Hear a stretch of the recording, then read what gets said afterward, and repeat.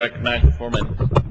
Thank you very much, Mr. Speaker and members. I am pleased and proud to stand here today in support of this most significant piece of legislation that is before this House. Again, I thank Chairman Frank for his leadership, and I'm especially proud that this work of the conference committee was done by such a diverse group on this side of the aisle.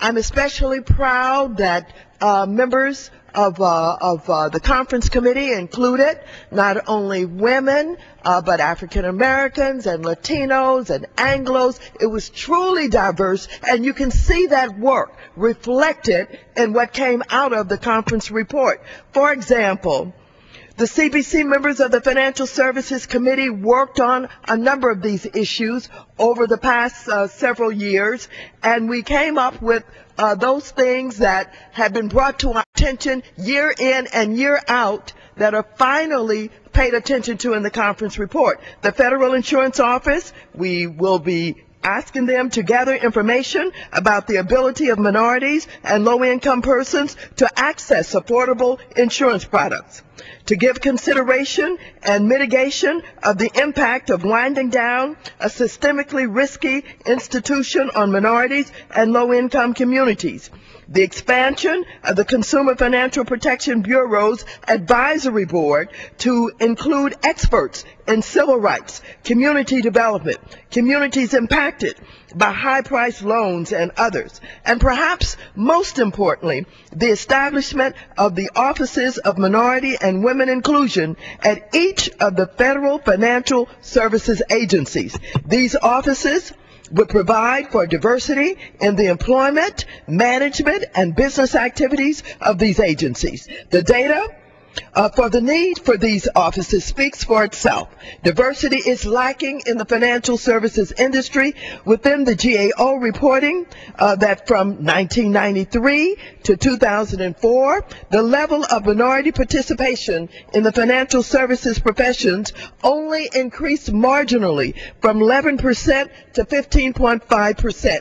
We took care of that in this bill, and now we have the opportunity to not only give oversight to diversity, but to help these agencies understand how to do outreach, how to appeal to different communities so that we can get the kind of employees that will create the diversity to pay attention to all of the needs of the people of this country. In addition, Mr. Chairman, I am pleased to note that this conference report includes a provision that I champion to allow the SEC to issue rules on proxy access, given the nation's pension funds and long-term institutional investors a say in the governing of the companies in which they own stock. Additionally, I'm pleased that this bill addresses foreclosures, which have single-handedly inflicted tremendous damage on neighborhoods in my district in California and across the country.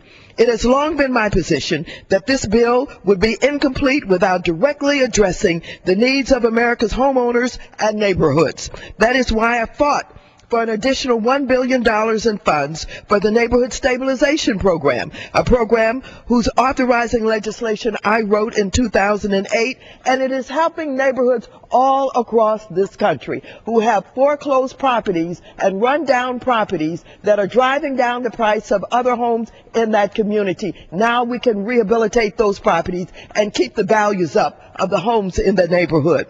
I'm so pleased that an additional $1 billion in emergency assistance for unemployed homeowners was included in this bill. Reports indicate that 60% of individuals seeking help in avoiding foreclosures